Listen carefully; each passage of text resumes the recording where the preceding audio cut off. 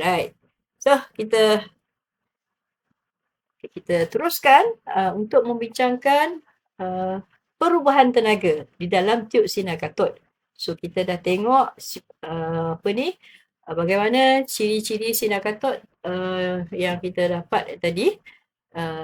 Sekarang kita nak tengok pula nyatakan perubahan tenaga di dalam tiub sinar katod. Okey. Okey, mari kita tengok yang pertama, tengok gambar rajah ni. Ini kita ada tiub senapan elektron. Pasal tak kita ada P. Okay, kita ada P. Kat sini ada P. Okey. Okey, so sini adalah P. Sini adalah Q. Ada R. Ada 3 tempat tau. So, kita tengok yang pertama lah. So, tujuan kita ialah kita nak tengok apakah tenaga yang ada dekat setiap tempat tu, PQ. Okey, apa yang berlaku kat sini? Kat sini kita tahu elektron tadi kan dibebaskan.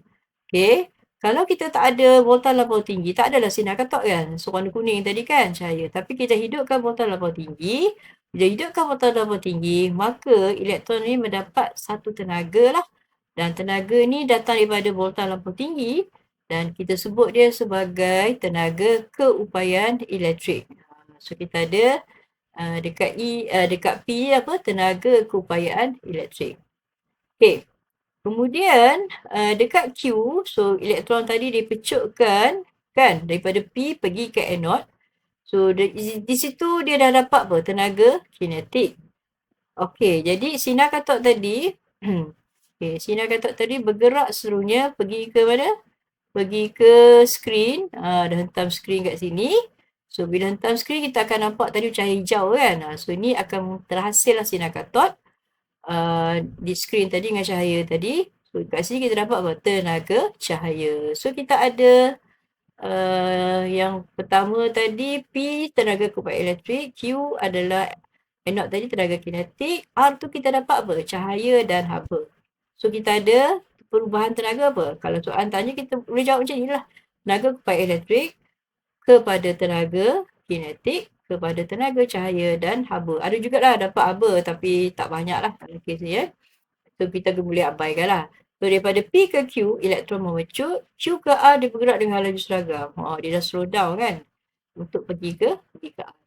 Okey. Ini gambar yang lain pula lah. Okey, perubahan tenaga dalam tiub sinar katod. Okey, apabila beza keupayaan dikenakan merentasi katod dan anode, elektron mendapat tenaga keupayaan elektrik kan. Okey, kita belajar apa? Laju elektrik kan kita belajar apa?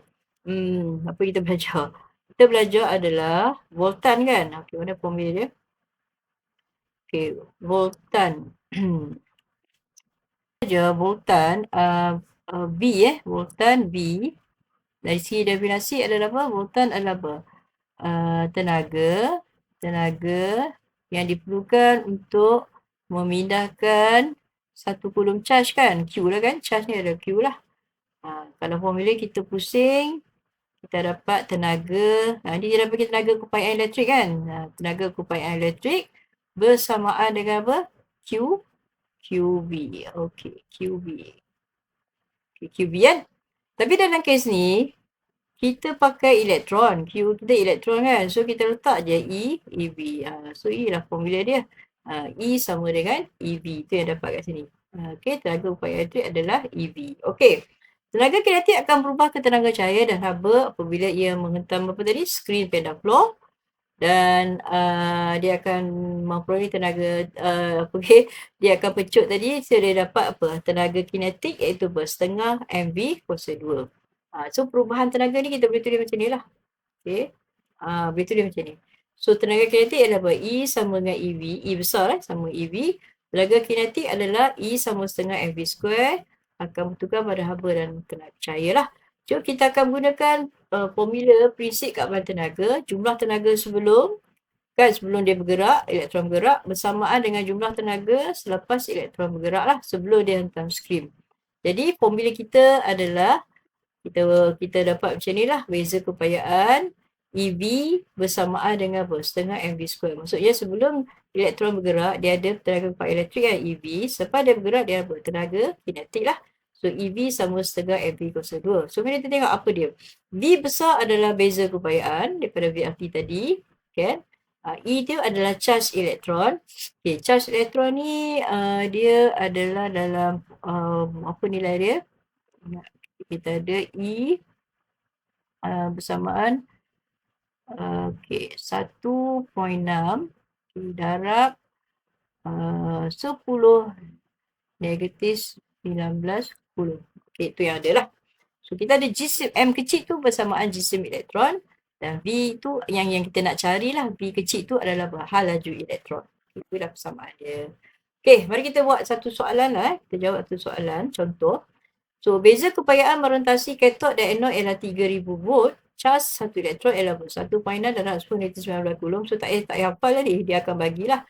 So, jisim elektron adalah apa? M sama dengan 9 darab 10 negatif 31 kilogram. Hitung apa? Tenaga keupayaan elektrik. So, kita ada formula apa tadi? EV sama dengan 1.6 darab 10 negatif 19 darab 3000. So, kita akan dapat jawapan 4.8 darab 10 negatif 16 Joule. Ingat Joule adalah unit bagi tenaga. Okey, tenaga kinetik ialah apa? Tenaga kinetik tadi, tenaga upayaan elektrik tadi telah bertukar pada tenaga kinetik. Kita anggap tak ada hilang tenaga kan. Jadi sebab itu kita jadikan apa? Tenaga elektrik tadi sama dengan tenaga kinetik. Apa nilai dia? 4.8 darab 10 negatif 19 Joule. Itu yang kedua lah. Okay, yang ketiga, hal laju elektron apabila ia tiba di anod. So, kita akan dapat apa? Setengah MV kuasa 2 sama dengan setengah darab 9 darab 10 negatif 31 darab V square bersamaan dengan 4.8 darab 10 negatif 16 lah. Sebab dia sama dengan tenaga kinetik kan.